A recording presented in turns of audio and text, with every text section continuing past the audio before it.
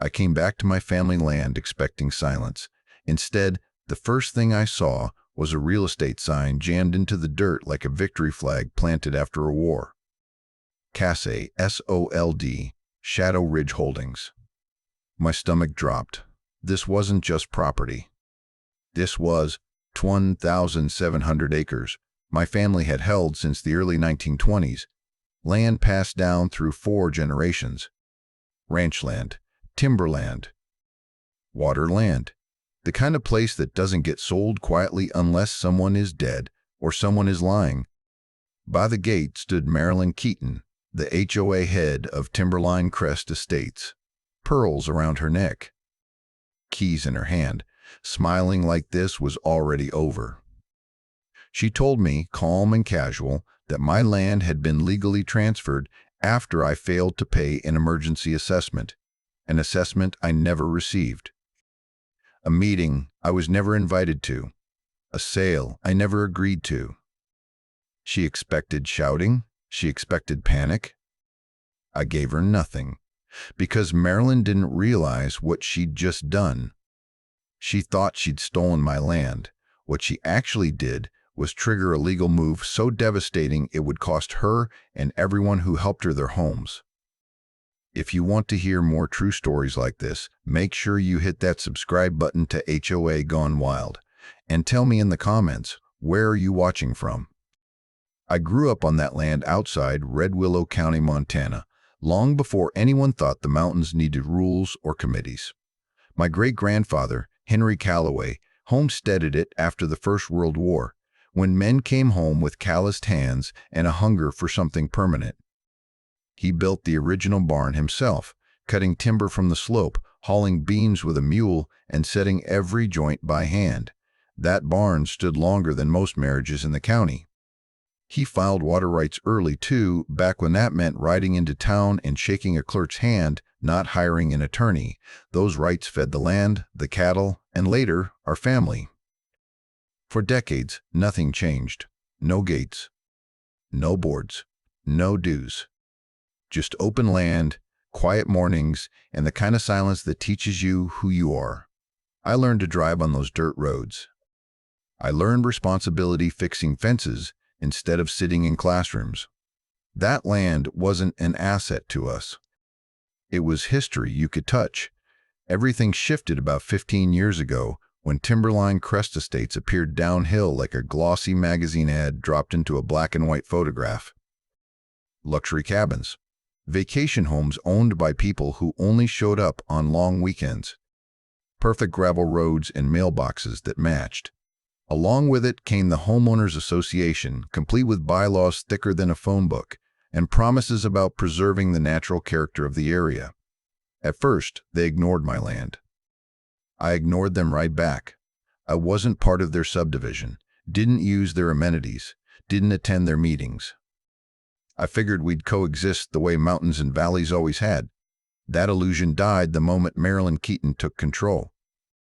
Marilyn wasn't the kind of person who raised her voice. She didn't need to. She had a way of smiling that made you feel like the decision was already made and you were just catching up. Former real estate broker. Perfect hair. Always dressed like she was on her way to a charity luncheon. When she became the HOA head, the tone of everything changed overnight. The letters started polite, then firm, then threatening. According to Marilyn, my land suddenly fell under something she called shared boundary responsibility. That phrase appeared everywhere, bolded and underlined, like repeating it enough times would make it real. Soon came the fees. Nuisance fees for debris I'd never left, fire mitigation fees for brush that had been there longer than the HOA, road usage fees for a dirt path my family carved before the county even existed. Each fee on its own was small. Annoying, but manageable. I paid them at first, telling myself it was easier than dealing with paperwork and arguments. I treated it like a nuisance tax. A few hundred here, a few hundred there. That was my mistake. Because Marilyn noticed. She noticed I didn't push back. She noticed I didn't show up to meetings or send angry letters, and in her world, silence didn't mean patience. It meant weakness. The numbers started creeping up. Fees doubled. Penalties appeared without explanation. Deadlines tightened. When I asked questions, responses came slower, colder, more legal. Everything was suddenly per policy or as decided by the board. Then I left the state. A long-term construction contract pulled me away for several months. I notified the HOA out of courtesy, not obligation. I thought nothing of it. The land had survived wars, winters, and droughts. It could survive my absence. That's when the emergency appeared. While I was gone, the HOA declared my property an immediate wildfire risk. No inspection with me present, no certified notice delivered to my address. Just a closed meeting, a unanimous vote, and an emergency assessment large enough to make sure I couldn't casually pay it. By the time I returned, the clock had already been running. Daily penalties, late fees, interest stacked on top of numbers I'd never seen. According to their paperwork, I was already in default. According to Marilyn, the situation was unfortunate but unavoidable. Standing there later, looking back at those months, I realized the truth was simple and ugly. Marilyn didn't just want compliance. She wanted leverage, and she knew exactly how to get it. She waited until I was gone. She buried me in paperwork. She turned patience into permission. And what I didn't know yet was that the emergency wasn't about fire at all. It was about taking something that had never been for sale. The emergency assessment showed up while I was out of state. At least, that's what the HOA later claimed. According to their timeline, it had been mailed, reviewed, ignored, penalized, and finalized before I ever set foot back on my land. By the time I opened the envelope, the outcome had already been decided without me. Their paperwork said, Timberline Crest held a closed meeting and voted unanimously to declare my acreage an immediate wildfire threat. No inspection with me present, no request for access. No warning beyond a line buried in a stack of meeting minutes I'd never seen. Just a declaration, followed by a cleanup fee so large it felt less like prevention and more like punishment. On top of that came daily penalties, compounding interest, and administrative charges that multiplied faster than I could track. When I finally drove home and saw the numbers in black and white, my chest tightened. The balance wasn't just high, it was designed to crush. The kind of figure meant to make someone desperate, reckless, or gone. I went straight to Marilyn. She didn't flinch when I asked how this could happen without my knowledge. She reached into her bag and slid a thick packet across the table, perfectly organized, color-coded, and tabbed like a courtroom exhibit. Then she looked up at me and said, almost kindly, "You should have attended the meeting." I told her I hadn't been notified. She smiled and tapped the packet. It's all there. So I started asking questions. I asked for certified mail receipts showing when the notice was sent and where. She told me the office would look into it. I asked for independent inspection reports from a licensed fire safety official. She said the HOA relied on internal assessments. I asked why several of the photos included in the packet showed landmarks that weren't on my property. A rusted fence line, a gravel road, a stand of trees that belonged to a neighboring parcel. That's when the smile faded. Her voice cooled, her posture stiffened, and suddenly the conversation wasn't friendly anymore. She reminded me of my ongoing non-compliance. She warned me about escalating consequences. She said the HOA board had already been patient. It was the first time she sounded irritated, and I realized something important in that moment. Marilyn wasn't confident because she was right. She was confident because she assumed I wouldn't push hard enough to prove her wrong. A week later, the HOA hired private security. They called it monitoring. I called it intimidation. Unmarked trucks started idling near my gates at odd hours. Men with cameras photographed my fences, my access roads, even the barn ruins. Every move I made felt observed. The message was clear. They were establishing control, building a record, creating the appearance of authority. One of those guards, a guy named Evan Rowe, lingered one afternoon longer than the others. he didn't act threatening. If anything, he looked uncomfortable. When the rest of the crew moved on, he lowered his voice and told me something that stopped me cold. "This isn't about fines," he said. "They're getting ready to take it."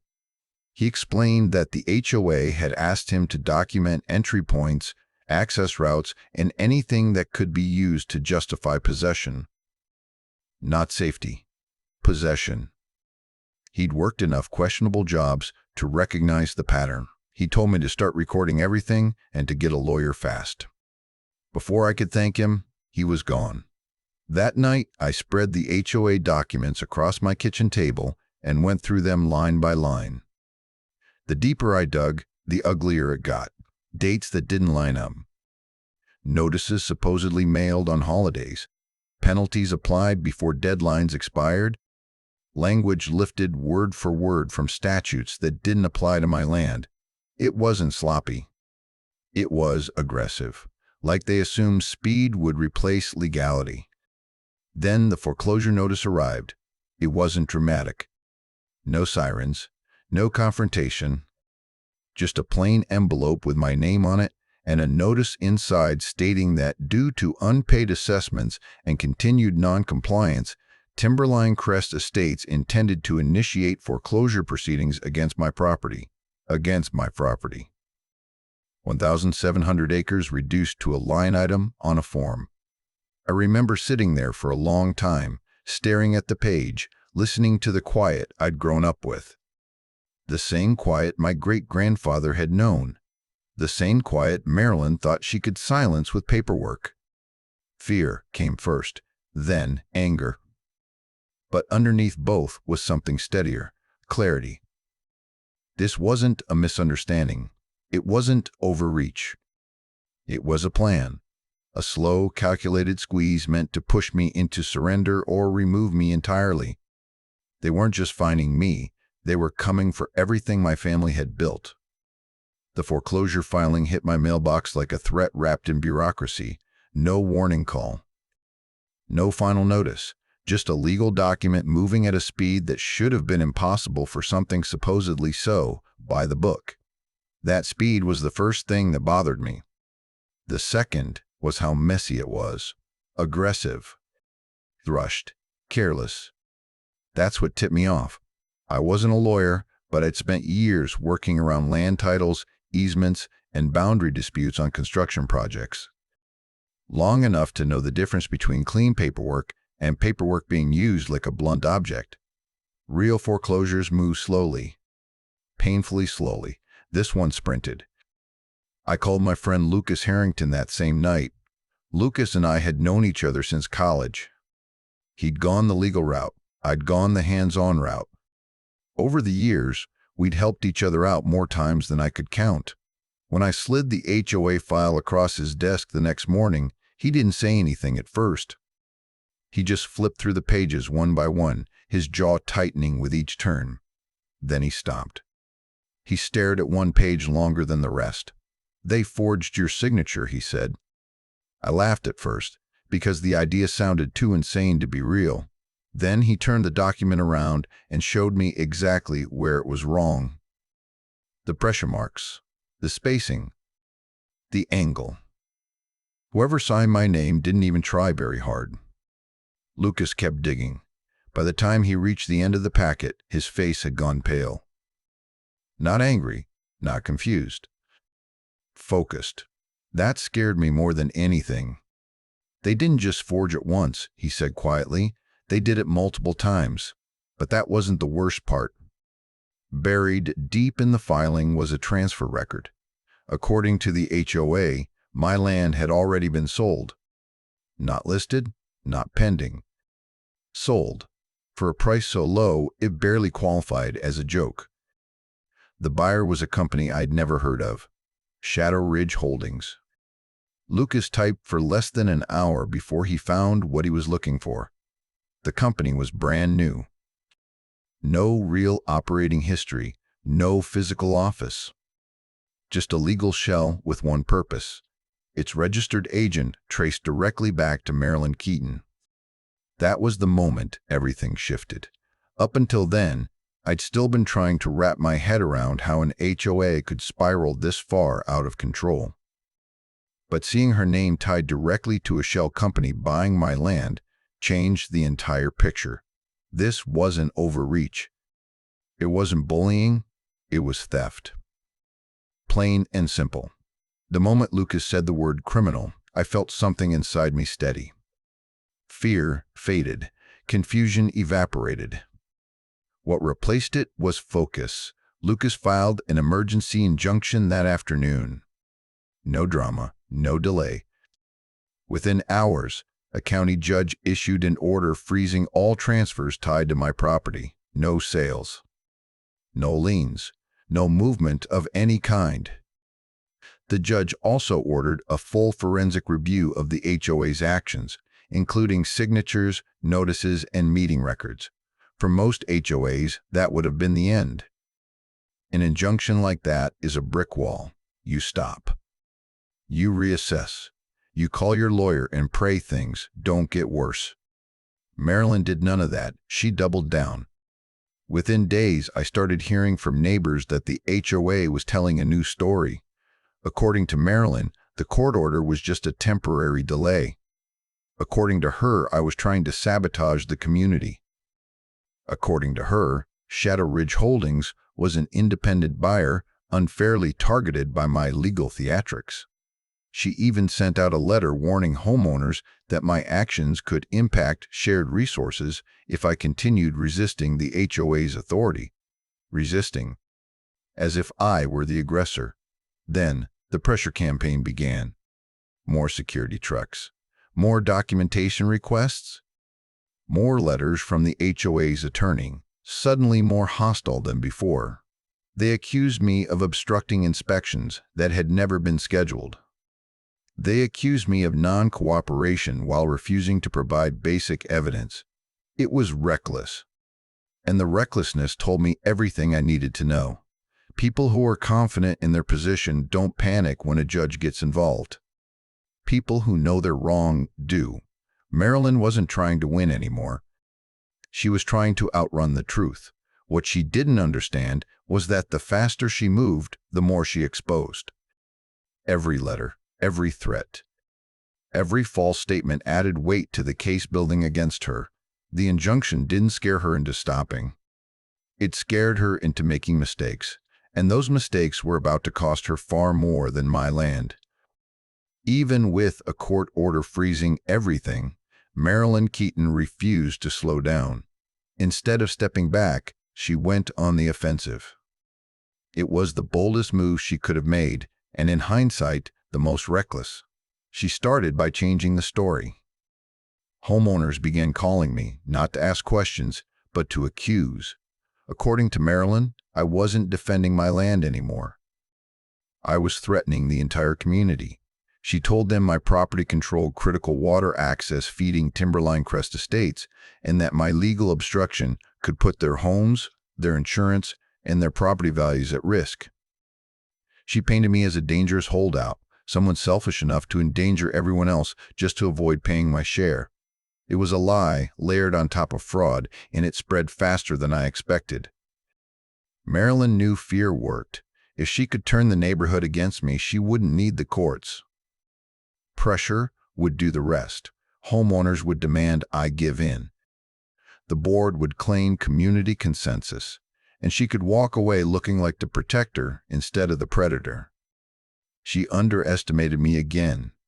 Instead of arguing in meetings or firing back with my own accusations, I did the one thing she didn't prepare for.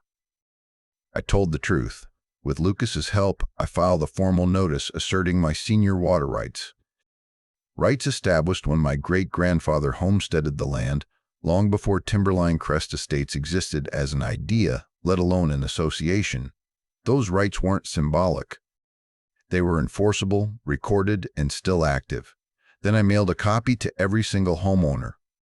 Not a threat, not a demand. An explanation. I laid out the timeline. The forged documents. The illegal sale. The court injunction. And finally, the uncomfortable truth. By committing fraud tied to shared water resources, The HOA leadership had placed the entire subdivision at legal risk.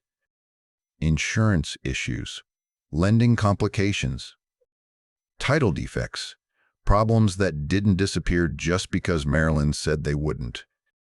The reaction was immediate. My phone didn't stop ringing. People who'd never spoken to me before wanted answers. Some were angry. Some were scared. Most were confused. Marilyn's carefully crafted narrative collapsed under the weight of documentation. Emergency meetings were called. Not the secret kind this time. The kind with raised voices and packed rooms. Board members started resigning, one after another. Some claimed health reasons. Others said they weren't informed of what Marilyn had been doing. A few quietly apologized and admitted they'd signed documents without fully reading them. And that's when Rachel Monroe entered the picture. Rachel was a forensic accountant Lucas had worked with before. Quiet. Methodical. The kind of person who didn't care about drama, only patterns. She started with the HOA's financials and quickly realized something was very wrong. HOA funds had been moving in strange ways. Payments to vendors that didn't exist. Contracts for services never performed. Legal expenses routed through third-party entities with no clear purpose. And again, the trail led back to the same small cluster of shell companies. Rachel followed the money. What she uncovered was devastating. Marilyn hadn't just targeted me. She'd been running the same scheme for years. Different properties, different excuses. Same playbook. Identify a vulnerable homeowner. Inflate violations. Apply pressure. Use HOA authority to create debt. Then step in quietly through intermediaries to acquire the property or siphon off funds. It was systematic. Families who were traveling. Elderly owners overwhelmed by paperwork. People dealing with illness or financial stress. Marilyn timed her moves when resistance would be weakest. By the time Rachel finished mapping it out, my case was no longer an outlier. It was evidence. The homeowners saw it too. What had started as fear turned into anger. Anger turned into resolve. The community realized they weren't being protected. They were being used. Marilyn had tried to isolate me. Instead, she unified everyone else. And as the board continued to unravel and the truth spread beyond Timberline Crest, one thing became clear. This wasn't going to end with a quiet settlement. Marilyn had built her power on secrecy and intimidation. Now she was standing in the open, with nowhere left to hide. Once Rachel Monroe followed the money, everything accelerated. What had looked like chaos suddenly resolved into a pattern so clean it was almost elegant in its cruelty. HOA funds weren't just mismanaged. They were being siphoned, quietly, repeatedly, with intent. Rachel mapped it all out on a whiteboard in Lucas's office. Shell companies with bland names. Contracts for landscaping, consulting, legal review, services that either never happened or were wildly overpriced. HOA checks cut to those entities, then routed again, peeled apart and deposited into private accounts. Marilyn Keaton's accounts. Accounts tied to relatives. Accounts hidden behind layers designed to exhaust anyone who tried to trace them. This wasn't about enforcement. It wasn't about compliance. It was laundering. Marilyn hadn't just been stealing land when the opportunity presented itself. She'd turned the HOA into a personal revenue machine. Monthly dues, special assessments, emergency fees. All of it fed into a system that rewarded her and punished anyone who asked questions. Rachel uncovered victim after victim, a retired couple forced to sell after penalties ballooned beyond control. A family dealing with a medical crisis who suddenly faced foreclosure threats, a service member deployed overseas while violations piled up back home. Different stories, same pressure points. Marilyn moved when people were least able to fight back. The deeper Rachel went, the harder it became to believe Marilyn thought she'd get away with it forever. Then came the mistake that ended everything. Marilyn approached the county assessor, Dean Whitaker. Dean had been in his position for decades, and quiet, methodical. Not the kind of man who took risks or favors. Marilyn assumed she could charm him the way she'd charmed everyone else. She offered him a consulting opportunity if he'd help correct a few inconvenient records tied to my land and a handful of other properties. Dean didn't say no. He said nothing. He let her talk. He let her explain exactly what she wanted, changed, and why. He let her describe how it would make things easier for everyone, and the entire time he recorded it. That recording went straight to the authorities, not the county, not the state, federal. From that moment on, the tone of everything changed. No announcements, no public statements, just questions. At first, they were subtle, requests for documentation, clarifications about filings, inquiries routed through attorneys instead of officials. Then the questions became harder to ignore. Federal agents started appearing at meetings, quietly taking notes, observing. The HOA's legal team went silent. Emails stopped getting answered. Calls went to voicemail. Marilyn's confidence, once unshakable, started to crack. She canceled meetings, postponed votes, issued vague statements blaming outside interference and ongoing reviews. Behind the scenes, she started selling. A vacation property quietly listed, a luxury vehicle transferred, jewelry sold off through private channels. Assets moved as fast as she could manage without drawing attention. But it was already too late. Rachel's findings didn't exist in isolation anymore. They were being compared against bank records, filings, and testimony from former board members who suddenly found their memories improving. Each resignation came with an explanation. Each explanation added another thread to the case tightening around Marilyn. What struck me most during that period was the silence. No threats. No letters. No security trucks. Just the slow realization that the noise Marilyn relied on to intimidate people was gone, replaced by something far more dangerous. Attention. Neighbors who once avoided eye contact now stopped me to apologize. Some admitted they believed Marilyn's version because it was easier than questioning authority. Others confessed they'd felt something was wrong but were too afraid to speak up. Fear had kept the machine running. Truth shut it down. Federal agents eventually requested my records, all of them. I handed everything over without hesitation. Deeds, water rights, correspondence. Every letter Marilyn had ever sent, every notice, every threat, every demand. One agent looked at the stack and shook his head. She documented her own case, he said. That was Marilyn's final miscalculation. She believed paperwork was power. She never considered that the same documents she used to intimidate could become evidence. By the time word spread that federal involvement was confirmed, the HOA was already collapsing from within. Accounts frozen, transactions halted. Board members lawyering up. Marilyn stopped making appearances altogether. People whispered that she was trying to negotiate. Others said she was preparing to leave the state. None of it mattered anymore.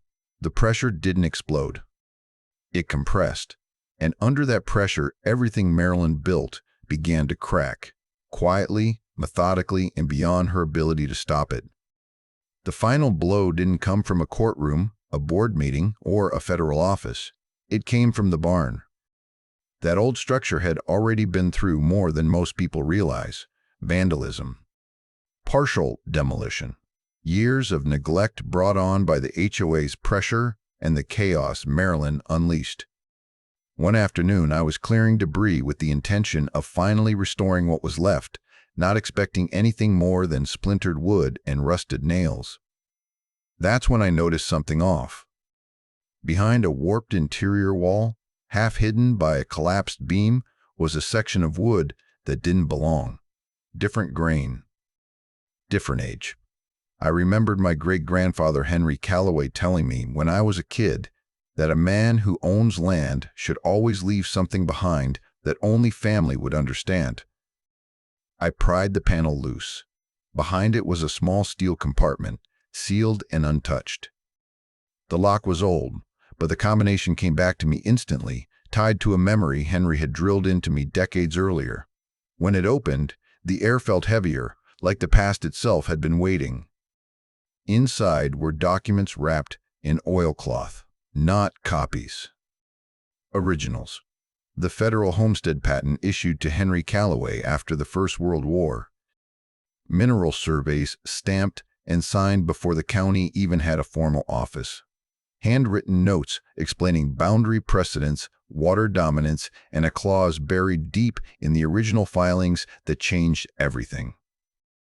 The land was never legally part of Timberline Crest Estates, not included, not annexed, not subject to their authority. Ever, the HOA's claim had never been gray. It had always been false. That clause alone invalidated every assessment, every lien, every penalty Maryland had ever issued against me. It didn't just undermine her case, it erased it. And more importantly, it exposed that she knew it all along. The paperwork she relied on conveniently ignored the original patent because acknowledging it would have collapsed her entire operation. When I handed those documents to the agents, the room went silent, no debate, no questions. One of them nodded and said, "This is it." Within days, everything moved at once. Warrants were executed quietly, efficiently. Bank accounts tied to the HOA and its shell companies were frozen without warning. Properties purchased using stolen funds were seized, title by title. The luxury homes Maryland and her allies had paraded as symbols of success were suddenly evidence, including hers. News spread fast, but not fast enough for Maryland. She tried to leave the state with cash, documents, and a story she thought might still work somewhere else. She didn't make it past the gate. Agents stopped her just before boarding. No shouting. No scene. Just a calm request, followed by handcuffs. I didn't see it in person. I didn't need to. The woman who had used paperwork to steal homes lost her own without ceremony. Back home, the HOA unraveled in real time. Board members turned on each other. Statements contradicted prior statements. Lawyers withdrew. Meetings were canceled indefinitely. Timberline Crest Estates went from an association to a liability overnight. Families who had been bullied for years finally spoke. Elderly owners, young parents, people who had quietly suffered because Maryland convinced them resistance was hopeless. Each testimony added weight, not just to my case, but to a reckoning far bigger than one piece of land. Standing on my property afterward, I felt something I hadn't felt since this started. Stillness.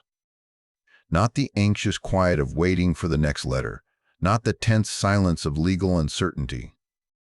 The real quiet, the kind that belongs to mountains and old trees and land that knows it has endured worse than greed. The barn would be rebuilt. The land would heal. Maryland's legacy wouldn't. She thought she could rewrite history with authority and intimidation. She never considered that history had already written her ending, sealed behind a wall she never bothered to look behind. And in the end, the truth didn't just win. It reclaimed everything. The end didn't come with cheers or celebration. It came the way real endings usually do, quietly, methodically, and without room for argument. The HOA was dissolved. Not suspended, not restructured. Dissolved. The court's order stripped Timberline Crest Estates of its authority in one clean motion. Bank accounts were frozen permanently, contracts voided, and the association's charter revoked. What had once been presented as a powerful governing body collapsed into a list of case numbers and sealed exhibits. Properties that had been taken under pressure or fraud were returned to their rightful owners. Titles were corrected. Liens erased. Families who thought they'd lost everything were suddenly holding deeds again, some of them shaking as they signed. Restitution followed, Not enough to erase the stress or the fear, but enough to acknowledge the damage that had been done. Several board members faced charges, not because they were loud villains, but because they'd signed documents they didn't read, approved actions they didn't understand, and trusted someone who used their silence as cover. Conspiracy. Fraud. Failure of fiduciary duty. Words that carry weight when written by a prosecutor instead of an HOA secretary. Timberline Crest became a warning whispered at county offices and printed in dry legal summaries. Training seminars cited it. Legislators referenced it when drafting reform bills. No speeches, no plaques. Just a quiet agreement across the state that what happened there could not be allowed to happen again. And then there was my land. The restoration came without drama, no press conference, no victory lap. A judge reviewed the evidence, nodded once, and signed the order. Every false assessment was void, every lien erased. Every claim against my acreage dismissed as invalid from the start. 1,700 acres restored in a few pages of ink. I drove out the next morning with a wrench in the truck. The real estate sign was still there, leaning slightly, already starting to weather. I didn't pull it out in anger. I didn't break it. I just loosened the bolts and lifted it free, like removing something that never belonged. When I laid it in the bed of the truck, the land looked the way it always had. Unbothered, patient. As if the entire ordeal had been a brief interruption, nothing more. Neighbors started stopping by. Some to apologize, some just to stand and look. A few admitted they'd been afraid to speak up, afraid of fines, afraid of retaliation. Others said they'd trusted the HOA because they thought authority meant legitimacy. We talked, not about revenge, about boundaries, about how easy it is for rules to turn into weapons when no one questions them. The barn came next. Engineers confirmed what I already knew. It could be rebuilt. Not replaced, but restored, using the original footprint. Original timber where possible. New beams where necessary. History repaired instead of erased. What struck me most wasn't relief. It was clarity. The system didn't fail. It worked. Just slower than fear would have you believe. Marilyn Keaton relied on speed, intimidation, and the assumption that no one would dig deep enough to stop her. She counted on exhaustion, on isolation, on people choosing quiet surrender over messy resistance. She was wrong. The land didn't need defending with force. It needed patience, records, and the willingness to stand still while lies unraveled themselves. When the sign came down, nothing dramatic happened. No applause. No announcement. Just dirt where it had been. And that was enough, because sometimes the most powerful ending isn't destruction or triumph. It's restoration. Everything returned to where it belonged, and the quiet allowed to come back on its own terms. I still walk that land most mornings, just like I always have. The wind moves the same way through the trees. The mountain looks the same at dawn as it did when I was a kid. If you didn't know what happened here, you'd never guess how close it came to being stolen with nothing more than paper and confidence. That place taught me something I won't forget. HOAs don't win because they're powerful. They win because people assume paperwork equals truth. It doesn't. Paper can lie. Authority can bluff. Titles can be forged. Meetings can be staged. What matters is what exists underneath all of that. Records, patience, and the willingness to stop reacting long enough to see the full picture. Marilyn Keaton believed she could erase a century of ownership with a vote and a notice no one ever received. She thought speed would overwhelm facts. She thought silence meant surrender. Instead, she taught an entire county what happens when greed collides with documentation and time runs out. If you're dealing with an HOA right now, take a breath. Don't panic. Don't rush to comply just because someone sounds official. Learn your rights. Keep copies of everything. Ask questions even when they don't want to answer them. And remember this, quiet doesn't mean weak. Sometimes it means someone is preparing. If you want to hear more true stories like this, make sure you hit that subscribe button to HOA Gone Wild. And tell me in the comments, where are you watching from?